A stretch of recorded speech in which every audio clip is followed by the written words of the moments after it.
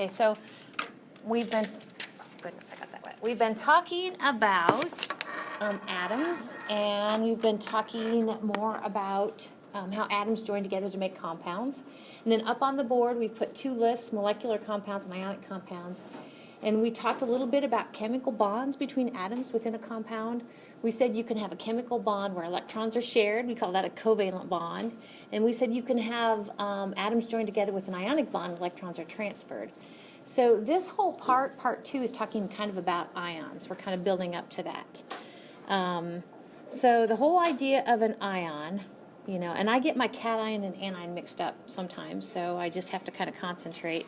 I'll put the letter C for a cation, and cations are usually metals. Okay, a cation is positively charged, so we'll put a little plus up there. Let's see, what about cation? Oh, a cation is positively charged because if I go ahead and draw a little atom up here, inside the atom we have protons and neutrons, okay? And then outside the nucleus of the atom, we have electrons. And actually, we talked about this, but with 3 protons, I have just drawn lithium, okay? So that's kind of the deal. Now, the electrons, I just think it's so cool. The electrons are things that can either leave or we can get more electrons on, but we can never change the protons. Okay, so with a cation, it's more positively charged because, like this slide says, it has lost electrons. Lost electrons. And I'll go ahead and do an A for an anion. And anions are negatively charged. I'll just put a negative up there. And these are usually the nonmetals. And they actually become negatively charged because electrons are added. So they gain electrons. So it's all about electrons. Okay. So just like I had the C and the A for C for cation and A for anion, that's kind of shorthand how we write ions. So instead of the X, you'll see the symbol for the element. And then just like you saw me do up here in this corner, you'll see the charge, you'll see negative or plus, and then I'll have a number. And then this should already be familiar. Atomic number is Z, atomic number. Of course, that's the number of protons. And mass number is A, and that is protons plus neutrons. Oops, it's a little ugly there. Protons plus neutrons. Okay, so that's kind of what we talked about before. So we have a couple of options here. You know, a cation is going to have a plus up there. It's lost electron or electrons. An anion is going to have a negative over there. Okay, so we have a plus for the cation, a minus for the anion. Now, sometimes it loses more than one electron, and then you'll have to have a number there. Sometimes it gains more than one electron. You'll have to have a number there. So this is kind of what we did before, where we have kind of the symbol of the element. Of course, Ca stands for calcium. And these are numbers we've looked at before, where this is the mass number, so it's the number of protons plus the number of neutrons. And this right here is the number of protons. That 20 is kind of redundant. Okay, calcium is atomic number 20. And now we have something new here. We have a plus 2, which means it's a cation. It means it has lost 2 electrons. Lost 2 electrons, exactly. So we can answer these questions. The number of protons, of course, is 20. The number of electrons would be 20 minus 2 because it's got a plus 2 charge, so it's 18. The number of neutrons we get, like we did before, you take the mass number, and from that you subtract the atomic number. So that's what, 19. Does that work for you? So on your Unit 3 exam, you're going to see some of those, probably a couple of those. Let's do another one. This is an anion. So we have chlorine has picked up 1 electron. Okay, so notice that up here we just have a negative, and it's implied it's a -1. Okay, negative and -1 are the same thing. So number of protons, of course, would be 17. Number of electrons would be 17 plus 1, or 18. Number of neutrons we get, like we got before, by taking the mass number, which is 36, and from that subtracting the number of neutrons, 17. So we get, sometimes I plug this into my calculator because I screw up with these subtractions, we get 19 neutrons. Okay? So let's take a look at your homework. We're going to get to 2 homework slides.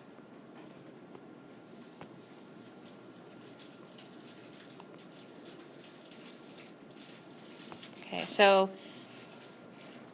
let's see. Complete each ionization equation.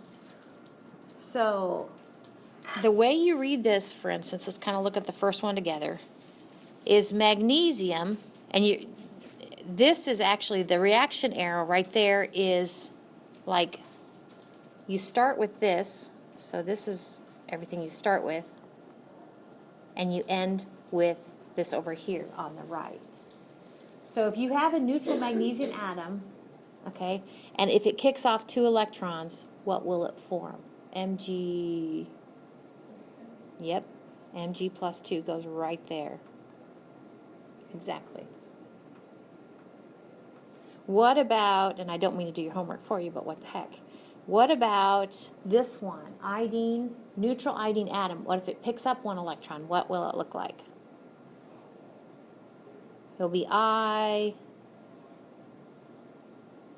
What do we put up here?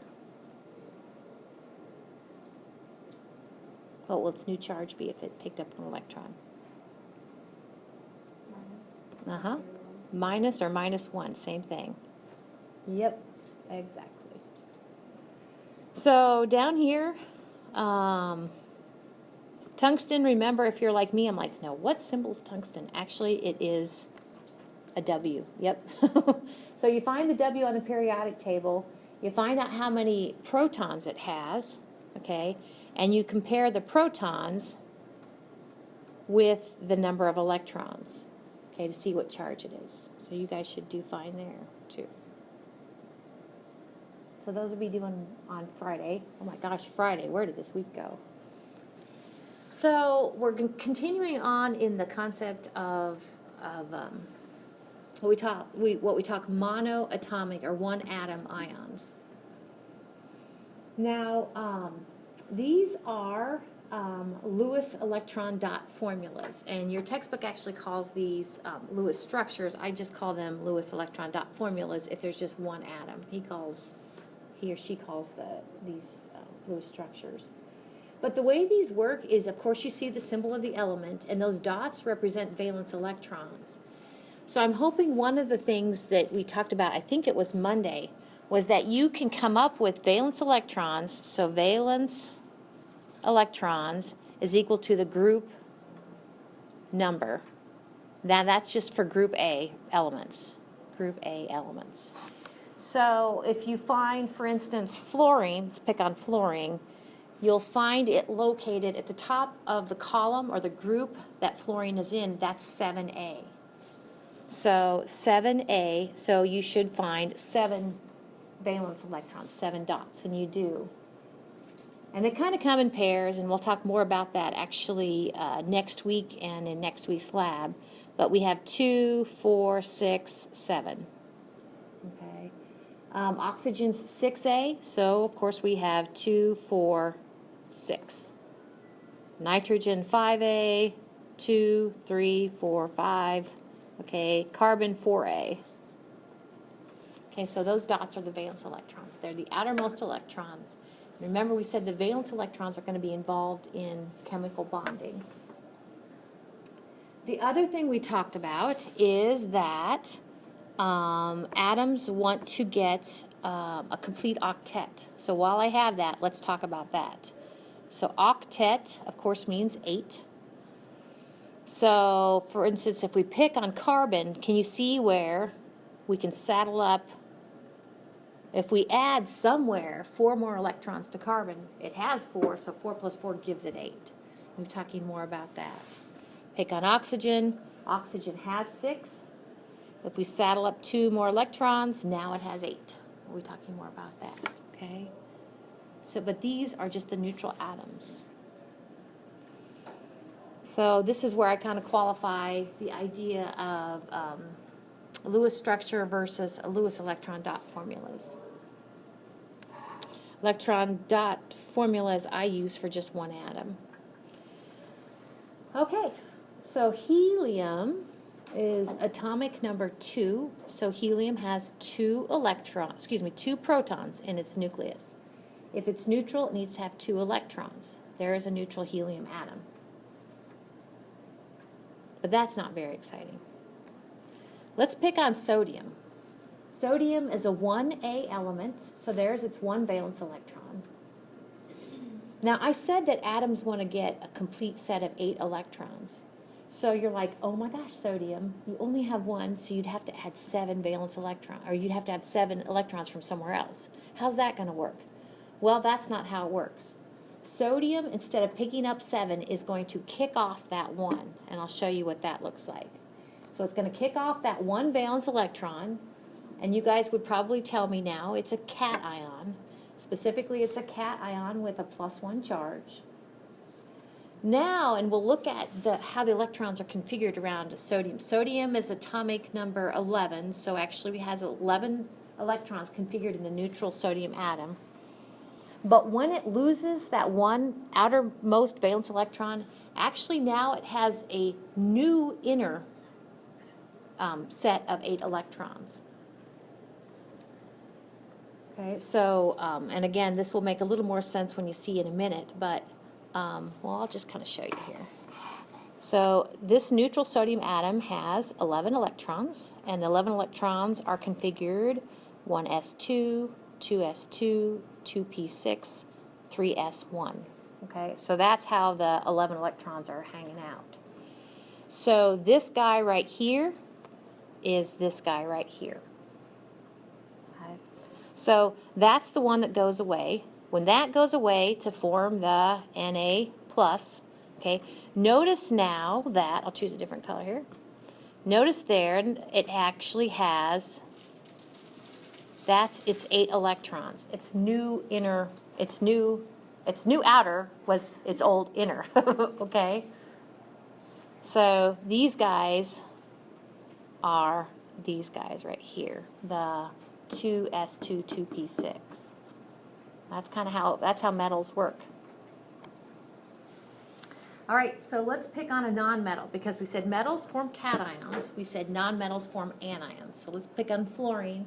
Fluorine is 7A, so that's what its electron dot formula looks like. There's 7 valence electrons. Okay, so it only has to pick up 1 electron. So it's sort of, it would look like this. It's going to pick up 1 electron. Okay, pick us up 1 electron. Fluorine, it looks like it's atomic number 9. So over here, this neutral fluorine atom right here, okay, its 9 electrons look like this. 1s2, 2s2, 2p5. Okay, those are the 9 electrons. Over here, when it picks up an electron, now it looks like this. 1s2, 2s2, 2p6. Does that make sense? I think so. So there it has a complete octet. Let's pick on sulfur. We picked on fluorine. Both fluorine and sulfur are nonmetals, so we expect them to form anions. So sulfur is 6A, so there's how the 6 valence electrons are configured.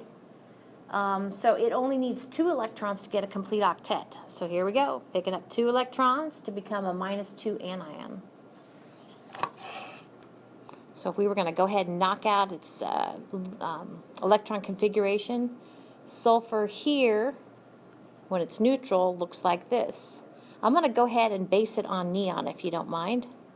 Beyond the 10 electrons of neon, sulfur looks like this, 3s2, 3p, must be 4. Okay, then over here, it looks like this, with the neon core, and now it's got 3s2, 3p6. Very fun. Now it's like argon. So let's take a look at these. These will also be due on Wednesday, if I can find them.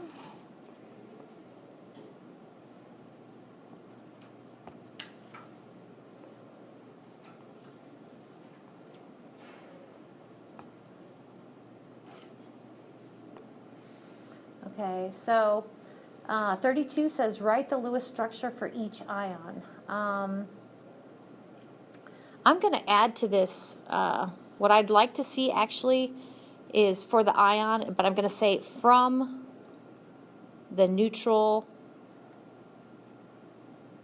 oops, I can't spell neutral, neutral atom. Just kind of like we did in, I think that will help. That will make more sense. Right, the Lewis, and it's actually the electron dot formula. Lewis structure, I'll put electron dot formula. Hopefully that works for you.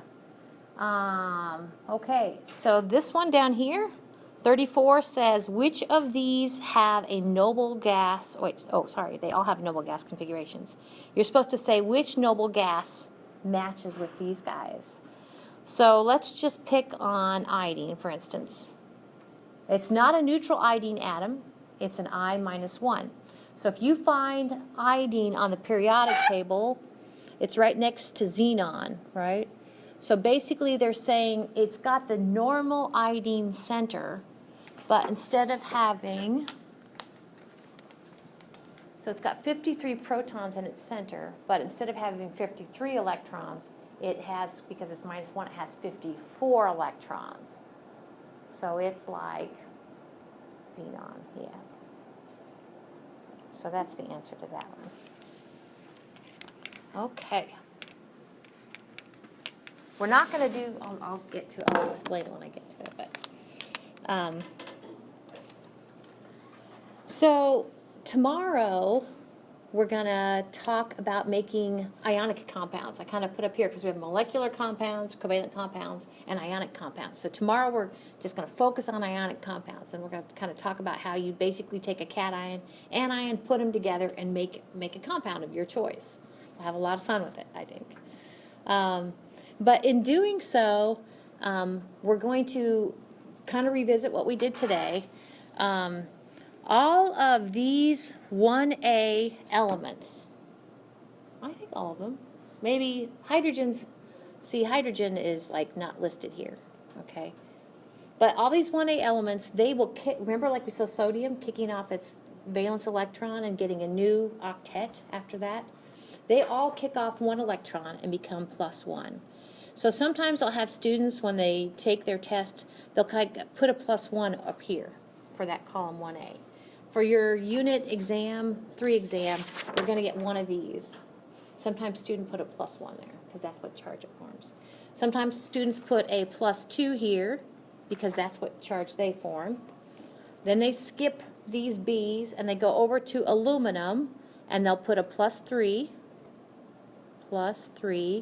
And then I like to go to the 7A's, which are the halogens, and I put a -1, and then I go back to the left, and I put a -2 in the 6A, and I put a -3 over the 5A, because that's what charge those atoms that are just monoatomic form.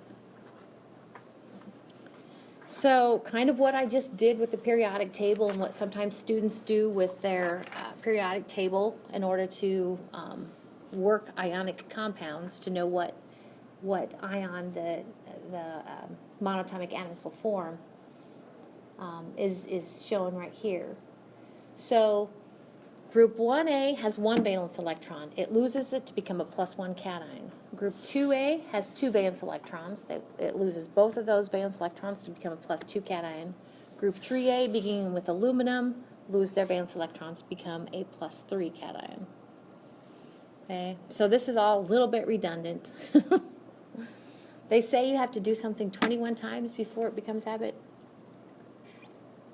I thought it was 21 days to lose. It's how many, what? I thought it was 21 days to lose a habit.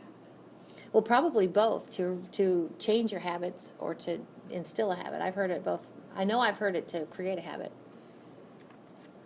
So that's probably why I'm redundant sometimes. So put all of these up here. Sometimes I've noticed, and I'm not sure why students want to make this harder than it is. If you need to know, for instance, what charge aluminum will form, you don't have to memorize that. Some things tomorrow you need to memorize for the test. You notice if you're like, it's aluminum, but I don't know what charge it is, we'll find it on the periodic table. Okay, aluminum is 3A, so it's going to lose those 3 valence electrons, become a +3. Similarly with, like for instance, strontium. Students are like, strontium, I have no idea what cation that will form. And I'd be like, well, find it on the periodic table, and if it is a 1A, 2A, or 3A metal, you're like, you know it's a +1, +2, or +3, so strontium's a +2, or excuse me, it's +2 because it's 2A. So don't make this part harder than it needs to be, okay? So let's take a look at kind of how it works when metals form cations. So here are how those 11 electrons around a neutral sodium atom are hanging out. I think I did this a little bit ago. Of course, sodium forms a +1 cation. Okay, the one that's going to go, and actually I have a slide here I think to kind of show you this, but the one that's always going to go is the one that's the highest N. So the highest N, hopefully you guys buy this, the highest N is equal to 3. So that one goes away, and a sodium +1 cation looks like this. 1s2, 2s2, 2p6.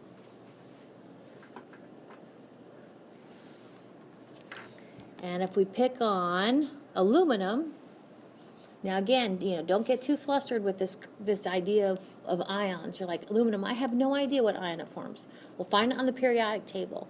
Granted, tomorrow in lab, I'm going to have to kind of break it to you gently that you can't always know, looking at the periodic table, what ion something forms. But you can if it's a 1A, 2A, or 3A. You know what it is. Okay. So aluminum, it's a 3A. We know it's going to form a +3 cation. And this is kind of a closer look at why it does that. So hopefully, remember we said the highest N, okay, those are our valence electrons. Okay, and those are the ones that are going to jump ship. So when I rewrite this for aluminum +3, it's going to basically be the same electron configuration minus those 3 electrons. So it's 1s2, 2s2, 2p6. Which I bet you guys would probably buy this. If I look at, if I count those electrons, I got 10. And this is kind of like one of the homework that you're doing. 10 electrons matches up with, of course, neon. Argon's 18. Okay. All right. So let's switch gears, looking at the nonmetals and them picking up electrons to form anions. Now they're a little tricky. Notice that periodic table a few slides ago, I started with the 7A, the halogens, pick up 1 electron, form a -1 anion. The one next to them, the 6A, pick up 2 electrons, form a -2. The nitrogen, the 5A, I didn't go all the way down the column. So here we go. Here's our options there.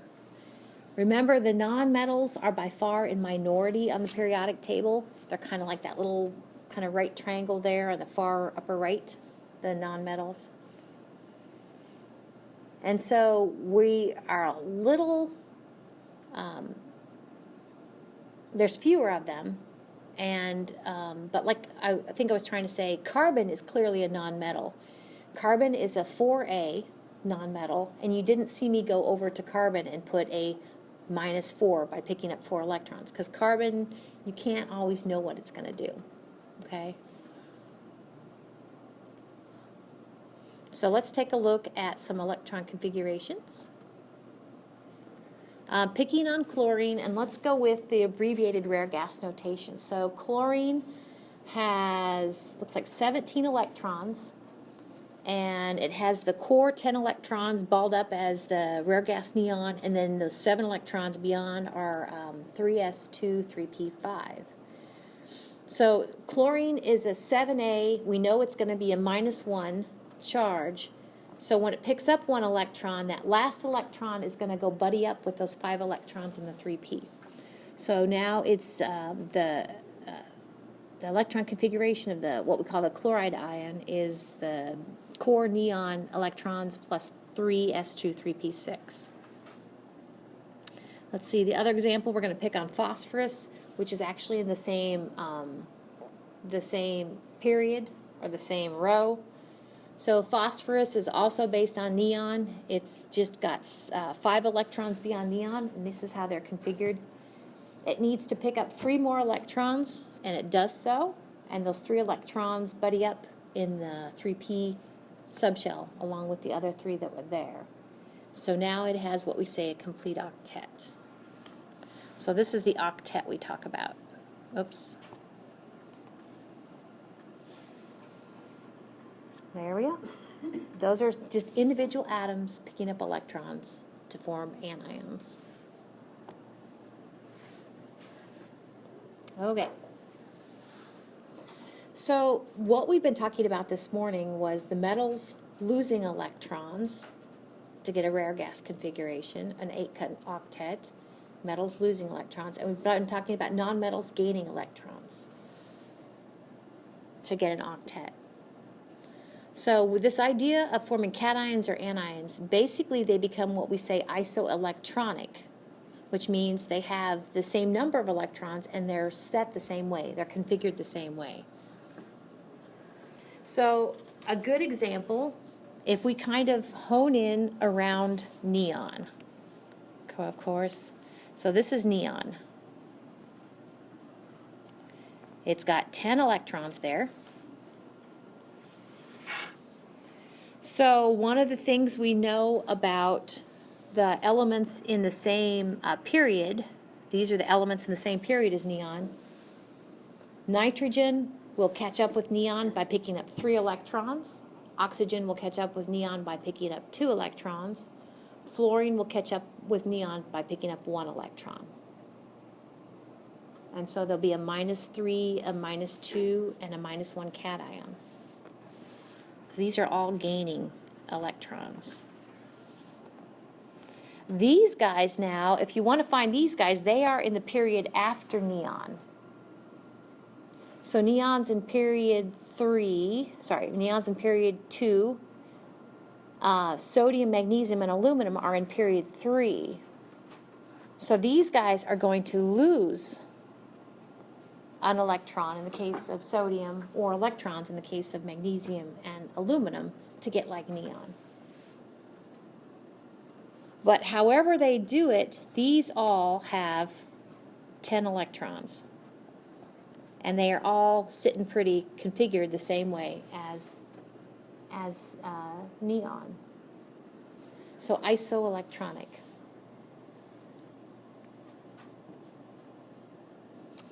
So I'll go ahead and circle the ones we already talked about. So let's see here, I won't circle them there. We talked about 1A forms a +1, 2A forms a +2, then we skipped over to 3A, and I really think these guys also form a +3.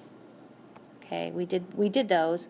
We said that the halogens form a -1, the 6A form a -2, and the 5A form a -3. We did all that.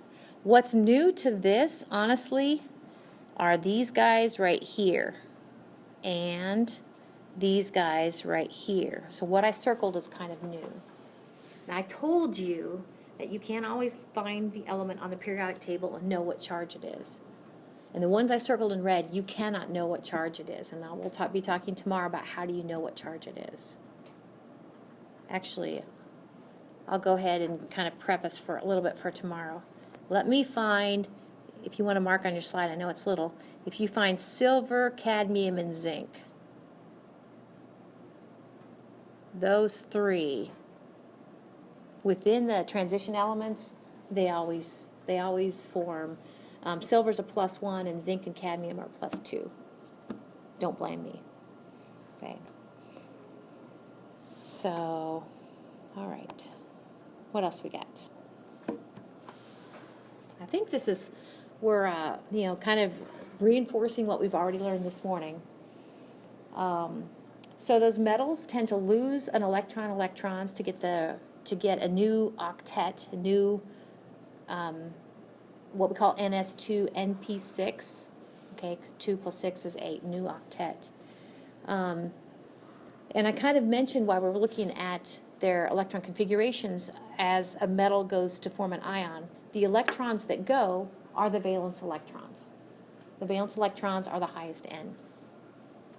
This down here, this second right here, is a little bit of a in the detail. Do you guys remember that we assign values for L? So for instance, when L is equal to S, P, D, and F, we assign values of 0, 1, 2, and 3. Do you guys remember that? There's a value for L. So what this is actually talking about, for instance, if we pick on aluminum, okay, so aluminum, we said, looks like this. It has 1s2, 2s2, 2p6, 3s2, 3p1. That's aluminum, okay? And we said we know that aluminum goes to form a +3. Why? Because it's 3a. It's a +3. So which electrons are going to go? And we talked about it's going to be those 3 electrons right there in 3s2, 3p1. What this last little bit is saying down here, and it's maybe a subtle thing, but of these 3 electrons to go, the one with the highest L value, which is 3p, all this says is this one goes first. Literally, it will go first. But when the dust finally settles, we said a minute ago, the electron configuration of the aluminum cation will be 1s2, 2s2, 2p6. All 3 of those electrons will go. Like I said, it's a small thing, very small thing. But who knows when you'll need that sort of thing. Okay. So let's look at something, metal that's a little more complicated. It's got a couple personalities here. So iron, the thing with iron is if you look at the periodic table, you can right away see it's not a 1A, 2A, heck, it's not even A. It's a transition element. Like, oh, dang. So I told you those transition elements, you're like, I don't know what sort of cation it will form. We know it has 26, it's atomic number 26, so it has 26 protons, so we know it has 26 electrons. We actually, you know, in the last unit said, how will these 26 electrons be hanging out? And this is how those 26 electrons will be hanging out. You guys could do this. Now I'm going to take that electron configuration and rearrange it in order of increasing N. Okay, so rearranging and increasing N, it looks like this. You guys already have these written down? Okay, good. The reason we would want to do increasing N, we talked about this before, is increasing N highlights our valence electrons. This is our, we have 2 valence electrons. The reason you would want to maybe do that is to say, well, dang, when one of 2 common cationic forms is an Fe plus 2. When it goes to form an Fe plus 2, guess which 2 electrons go? It's going to be those. So here we go. Here is the electron configuration for the Fe plus 2. So it's 1s2, 2s2, 2p6, 3s2, 3p6, 3d6. And then the octet that we talk about is right here. There is your complete set of 8. Kind of hiding in there. So if you look back a few slides for that periodic table that had kind of the transition elements with their kind of multiple cationic forms, iron will form a +3. Now, if you compare this one, if you basically take Fe plus 2 and say, all right, I already took off 2 electrons, I'm going to take off 1 more electron, hopefully you would look at this and you say, oh my gosh, well, I've got three subshells with n is equal to 3. Like, dang it. But based upon what we said, it's the highest n where the electrons are going to go. Remember the L value for, sorry, not the highest n, the highest L value. The L value for S is 0, the L value for P is 1, the L value for D is 2. So actually, it's one of these electrons that's going to go. So here we go. There's the electron configuration for the iron plus 3 cation. So it looks like the iron plus 2, except instead of having 6 electrons, it now has 5 electrons in its D subshell. Then we kind of come full circle to something we talked about before. And remember that your final in here is comprehensive. So you're going to have to kind of remember these things. But we said that the S has 1 box, the P has, of course, 3 boxes, and the D has 5 boxes. And so one of the reasons right off the bat why this is favored is actually, remember this is Hoon's rule, actually that's kind of a fun place for an iron ion to be, a half-filled D subshell. So I think that's kind of exciting. But that's just me. Okay. So let's take a look at some sizes, and then we'll be done. We'll finish up this part. Now, notice disregard this assignment. Do not do this assignment.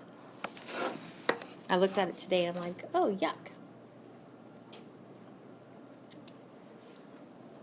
But let's look at atomic sizes. This generally makes sense, I think. Okay? I mean, a cation, when the metals kick off electrons, does it make sense that it's going to get smaller? Because electrons give volume. And an anion, when it picks up electrons, when the nonmetals pick up electrons, they're going to get bigger. Now, there is one little catch we're going to talk about. So these are all compared to the neutral atom. So if you take a neutral sodium atom, it's going to be larger than when it kicks off an electron to become a +1 cation. If you take a neutral chlorine atom, it's going to be smaller than, or when it picks up an electron, it's going to be larger. So we said kind of the electrons are what ultimately determine the size of an atom. I think I'll go ahead and draw this on the board.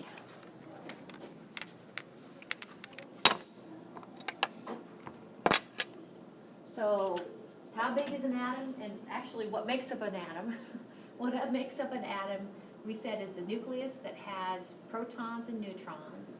Let's go ahead and make this a helium atom. Let's go ahead and make it a carbon atom. See, carbon is atomic number 6. And let's go ahead and give it 6 neutrons. They don't have to be equal. So carbon has 6 electrons. So the electrons are configured in subshells, we said. So carbon has 2 electrons in the 1s. It has 2 electrons in the 2s. And then actually has 2 electrons in the 2p. So we have these electrons out here. I won't draw them all, but we have these electrons out here giving it volume. So what gives any atom volume, this is a carbon atom, but what gives any atom volume is its electrons. So like this says now, what are the electrons going to do? Are the electrons going to be pulled in towards the positively charged nucleus? That will make it smaller. Or are the electrons going to be, look at each other, oh my goodness, and they're going to be repulsing from each other. So I'll go kind of make a two-way arrow, and this will make it larger. This is repulsion. This is attraction. So that's kind of what we have going on here. What is the size of an atom or an ion? What are the electrons going to do? Are they going to be attracted? Well, we know they're going to be attracted to the positively charged nucleus. We know they're going to be repelled by each other.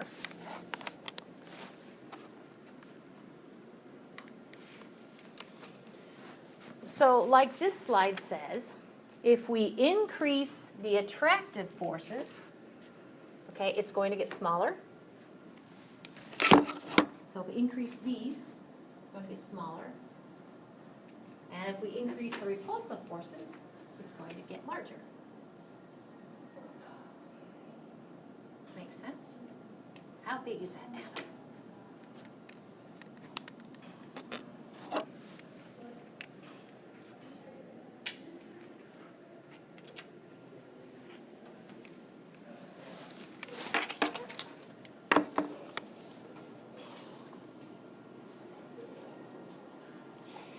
So here we have a couple of examples. By the way, these are in units, of course, M is meters, okay? P is actually pico, like 10 to the negative 12th, I want to say.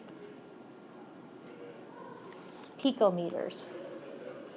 So here, if you're a visual person, I like the slides because we have the neutral metals, and here we have, they got smaller because they lost electrons. They got smaller because they lost electrons. Makes sense? 4 things. And in doing so, they got smaller because the attractive forces kicked in. Basically, we have fewer electrons that are being drawn towards the same positively charged nucleus. This is kind of a look at this, from left to right. Over here we have the metal losing electrons, and here we have an example of a non-metal gaining electrons. It got larger. And this one got larger because now it has more electrons to repulse each other.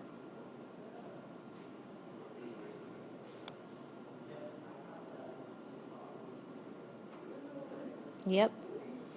So I think this all probably works for you. This one is kind of a nice little diagram to show you.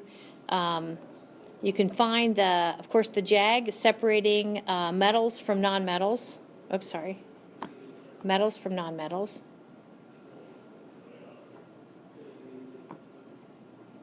And that's it. Yay! So again, there's a good chance in lecture or in lab tomorrow we're going to have to hit part 3 a little bit.